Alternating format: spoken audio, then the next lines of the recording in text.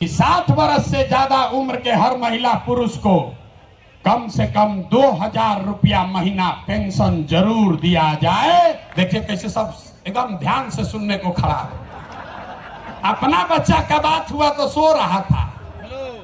2.5 लाख करोड़ रुपया में से 6000 करोड़ रुपया आपके हमारे बुजुर्गों के लिए खर्चा होना चाहिए कि नहीं होना चाहिए। किसानों का जीवन सुधारना है तो सबसे पहले भूमि सुधार लागू करना है। सर्वे करा रहे, घर घर में गोली चलवा देगा। 60 वर्ष से ज्यादा उम्र के हर महिला पुरुष को कम से कम 2000 रुपया महीना पेंशन जरूर दिया जाए, ताकि कोई भी हम लोग का माँ बाप चाचा भैया कोई गरीब आदमी कम से कम इज्जत से जरूर रह सके। आइए पूरा अगर बिहार के सारे बुजुर्गों को ये याद रखिए, ये प्रशांत किशोर का जुबान है, अगर कह रहे कि मिलेगा तो इसका पूरा गुणा गणित किए हैं। अगर बिहार में 60 वर्ष से ज्यादा उम्र के हर महिला पुरुष को 2000 रुपया देना है तो हर साल करीब करीब 6000 करोड़ रुपया सालाना लगेगा। बिहार सरकार का बजट है 2.5 लाख करोड़ रुपया, तो 2.5 लाख करोड़ रुपया में से 6000 करोड़ रुपया आपके हमारे बुजुर्गों के लिए खर्चा होना चाहिए कि नहीं होना चाहिए? ना हाथ उठाकर बताओ यार, मुंह से बताओ कितने होना चाहिए। होना चाहिए तो ये तीनों स्कीम पास कर दिए ना, तीनों स्कीम पास कर रहे हैं ना, ये तीनों स्कीम पास हुआ ना, तो बच्चे का जीवन सुधरा पढ़ाई से, युवाओं का जीवन सुधरा पूंजी से, बूढ़ों का जिंदगी सुधरा 2000 रुपया पेंशन से, बच गए हमारी महिलाएं और किसान।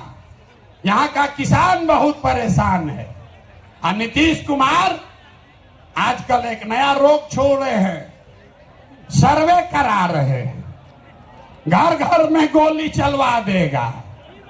भाई बहन चचा भतीजा बाबूजी भैया सब में मारा मारी करवा दिया है। कराया है कि नहीं कराया है? अपना खतियान निकालने के लिए लोगों को 2-2 4-4 हजार रुपया घूस देना पड़ रहा है।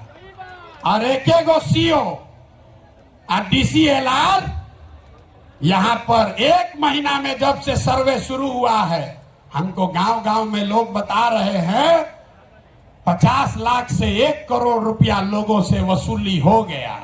हुआ है कि नहीं हुआ है? जरा बताइए तो, हुआ है कि नहीं? हुआ है ना? हुआ है ना? तो हम लोग का ये डिमांड है, जन सुराज की ये सोच है कि सर्वे से नहीं, यहां भूमि सुधार लागू होना चाहिए। जब सरकार को पते नहीं है कि भूमि का मालिक है कौन, रजिस्टर टू उसके पास अपना ही नहीं है। नीतीश के सरकार को यह पता ही नहीं है कि जमीन है किसका, और आपसे कह रहा है कि तुम बताओ कि तुम्हारा है कि तुम्हारे बहन का है। ये देखिए नीतीश कुमार को। तो इसलिए किसानों की बदहाली दूर करने के लिए जन सुराज का संकल्प है कि 5 वर्ष लगेगा, लेकिन यहां पर पूरी तरीके से भूमि सुधार लागू किया जाएगा, ताकि जमीन की प्रोडक्टिविटी को, ओनरशिप को ठीक किया जा सके। एक आंकड़ा याद रखिए, यहां समाजवाद की सरकार चली है, सामाजिक न्याय का बात हुआ है, लेकिन बिहार में 100 में 60 आदमी, 100 में 60 लोग भूमिहीन हैं, उनके पास जमीन नहीं है। पूरे देश में 100 में सिर्फ 38 आदमी के पास जमीन नहीं है, लेकिन बिहार में भूमि सुधार लागू नहीं होने की वजह से 100 में 60 आदमी भूमिहीन है। इसलिए जन सुराज का एजेंडा है कि अगर किसानों का जीवन सुधारना है तो सबसे पहले भूमि सुधार लागू करना है। और दूसरी बात, मजदूरी। खेती को, बिहार का जो खेती है वो खाने वाला खेती है, इसको कमाने वाला खेती अगर बनाना है तो लोगों को मदद देनी पड़ेगी। गांव देहात में हम लोग क्या कहते हैं, लोग कहता है कि भैया कटिया करने आए हैं कमाने के लिए लुधियाना जाएंगे, रोपनी करने आए हैं, कमाने के लिए गुजरात जाएंगे। आदमी खेती करने आया है, कहता है कि हम खाने के व्यवस्था करने आए हैं, कमाने के लिए बाहर जाएंगे। तो इस व्यवस्था को बदलने के लिए जन सुराज का मंत्र है कि खाने वाली खेती नहीं, कमाने वाला खेती होना चाहिए। और जितने लोग खाने वाला खेती धान गेहूं को छोड़कर बढ़िया सब्जी मसाला का खेती में जाएंगे, उसके लिए मजदूरी मुफ्त कर दिया जाएगा। अब आदमी कहेगा, ए भैया पैसा कैसे आएगा? तो जैसे पढ़ाई का आपको पैसा का रास्ता बताए, युवाओं को रोजगार का पैसा का रास्ता बताए, बुजुर्गों के पेंशन का पैसा का रास्ता बताया, तो वैसे ही आपको बता रहे हैं कि किसानों के लिए मजदूर मुफ्त कैसे मिलेगा। बिहार सरकार को हर साल अगर हम चाहें तो 10,000 करोड़ रुपया हम लोग को मनरेगा के तहत मिल सकता है।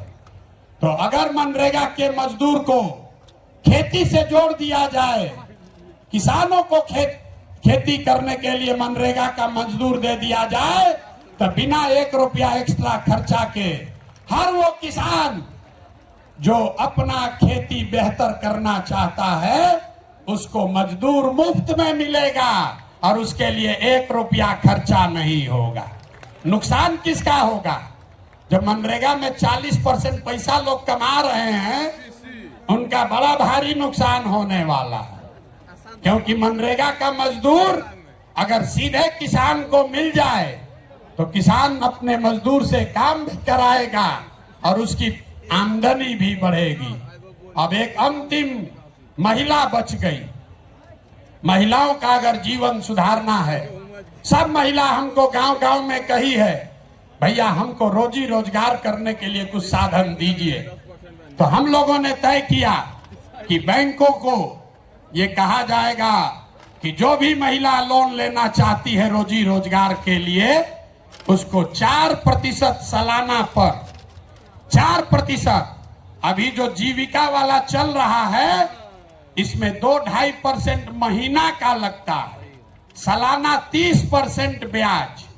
और हम लोग कह रहे हैं कि सिर्फ 4% सालाना पर हर वो महिला जो कोई न कोई रोजी रोजगार करना चाहती है, उसको सरकारी गारंटी पर लोन दिया जाएगा और बाकी का 6% सरकार देगी।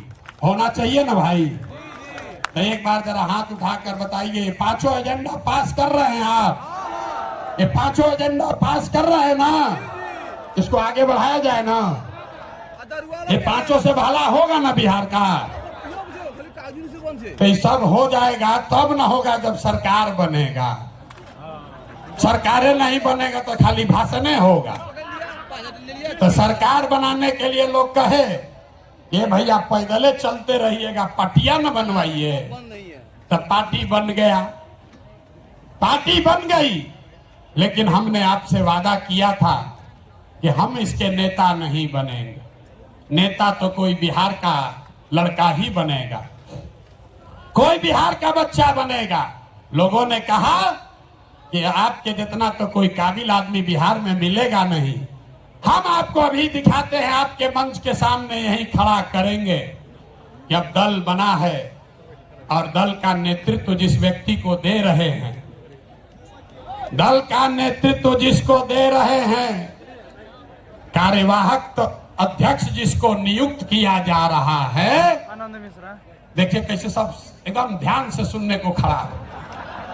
अपना बच्चा का बात हुआ तो सो रहा था, आज जैसे बोले कि दल का अध्यक्ष घोषित कर रहे हैं तो देखिए कैसे सजग हो गया।